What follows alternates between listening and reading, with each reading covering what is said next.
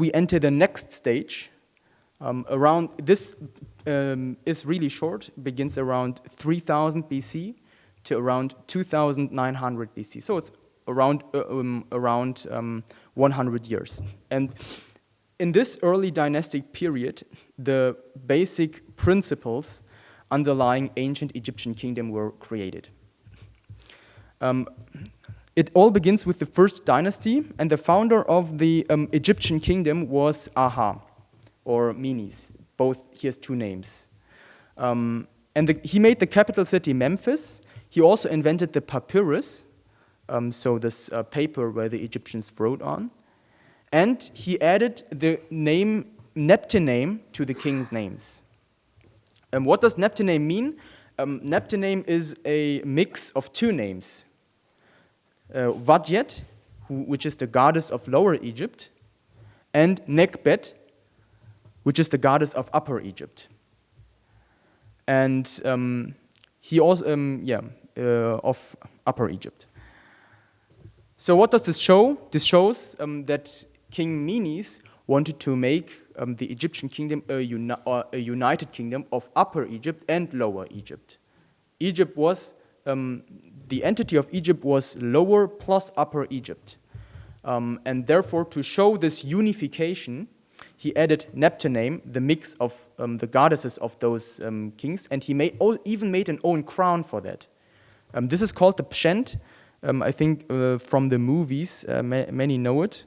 So here in white, we have the upper crown, the crown of Upper Egypt, and then in red, we have the crown of Lower Egypt.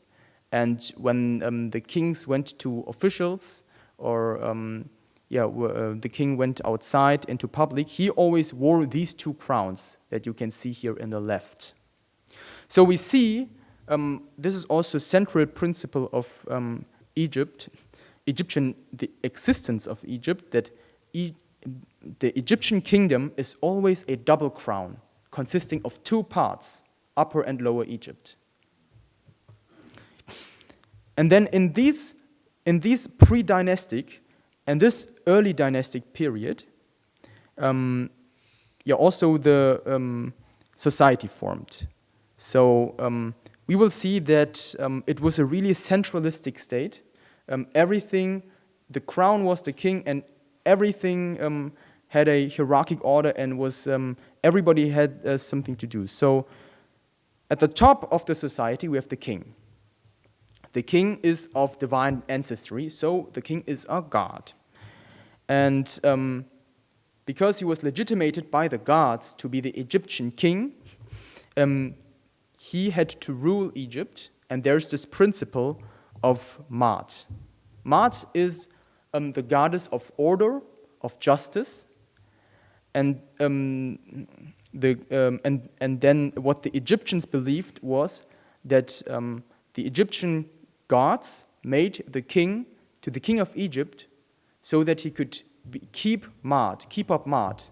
So the king had what the king had to do was to keep the order, keep the justice in the country, that nothing gets out of control, that everything is in order. And in order to keep that order, to keep Maat, he had to please the gods. And therefore, he was also the high priest.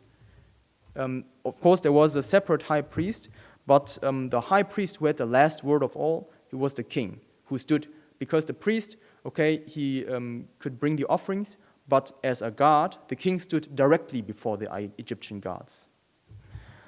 So, and this is why the king built so many temples for the gods and gave the gods so much land and so many priests and slaves, because he wanted to please the gods, so that they would also be pleased with the king, and so that in the country there would be peace and order. So this principle of Maat was very important for the Egyptians, and we will see how that principle pops up again and again in later Egyptian history. And then the second highest person is the vizier. The vizier was the king's representative, or the king's deputy. And what tasks did he have? So first, he is the highest judge after the king. So he co-worked with the king to ensure law, order, and justice in the name of the king. And then he also had to administrate the political institutions, and he also collected the taxes and had an overview about royal investments. He also supervised royal construction projects, for example, the pyramids. This was all managed by the vizier. And then he also represented the king, especially when receiving tributes from vassals or dependent state. So the role of the vizier was to make the life of the king easier, so that the king didn't have to do anything, but that he has something who manages everything for him. Into the second highest class also belonged the generals under the king, so the king was also the highest commander, and also, as I said, the high priest of the Ra temple and other priests. In the third stage of the society, we have officials in civil administrations. For example, officials and mayors over cities, or scribes who wrote everything down what the king said, nomarchs. Nomarchs were kind of the state presidents of the states, for example, in Germany. So we see in Egypt, Egypt was divided into 42 districts. And then in the lowest stage, the fourth stage, there were the craftsmen. For example, the carpenters, the architects, the physicians, and the peasants. But that they were only the fourth stage doesn't mean that they were not important. Especially the peasants, so those who made agriculture, they were really important. And this is again connected to religion. Because the Egyptians believed when you die and you enter the kingdom of Osiris, then you work as a field worker harvesting on the fields of the god of the dead. And this is why agriculture had, although it was the lowest stage, had a very high standing in the Egyptian society. And this is also why until 1500 BC, the Egyptians never had an industry. They only had agriculture, and only in 1500 when they saw, it's bad that we only have agriculture because we can't defend ourselves, then they started to develop an industry. But until then, Egypt was a purely agricultural country. And then this is not shown here, but under the craftsmen, there were, of course, then the slaves who had to serve and do all the low work. So what can we conclude about how the society was built? So we can see that ancient Egypt is a very strict hierarchical class society, and everybody has a clear task. The king had a task, the vizier had several tasks, then the officials had tasks, and the craftsmen, they all had a specific task to do. Everybody had a specific role in the society. And then secondly, we see that religion, society, and politics are very closely intertwined. So, for example, in today's states like Germany, France, we strictly divide. So there's religion and church, and then there is state and politics. But this was, in Egypt, it was different. So in Egypt, state politics always also meant religion politics. And when you do something in religion, it always had effects on the state and on politics as well. And we will also see that in later history. So around from 2900 to 2700, we had the second dynasty. And in this second dynasty, this was the final step to establish the Egyptian high culture. So because this pharaoh, Khasa Kemui I, he finally won around 2700 before Christ, the ongoing fight between Upper and Lower Egypt. And so 2700 marks the beginning, the real beginning of the Egyptian kingdoms, starting with the Old Kingdom. But before we learn about the Old Kingdom, let's conclude the four main principles that the Egyptian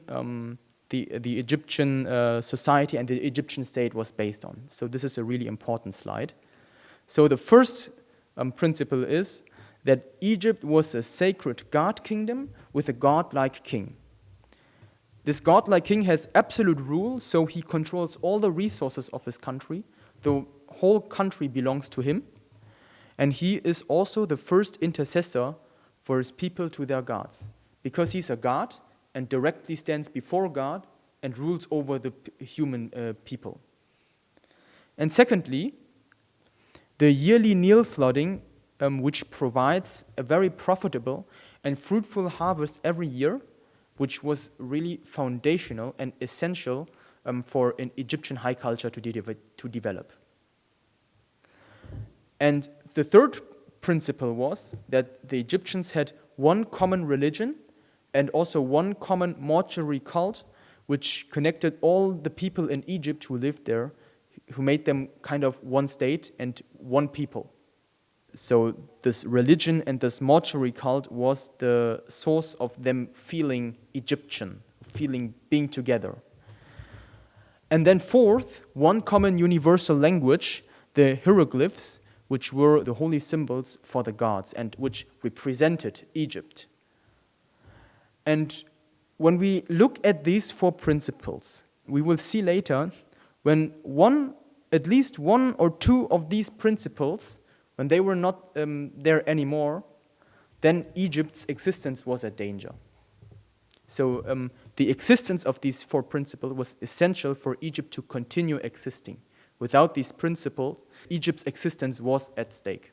This was the case in every intermediate period. Also when the Exodus happened, also later, we will see how important these principles are.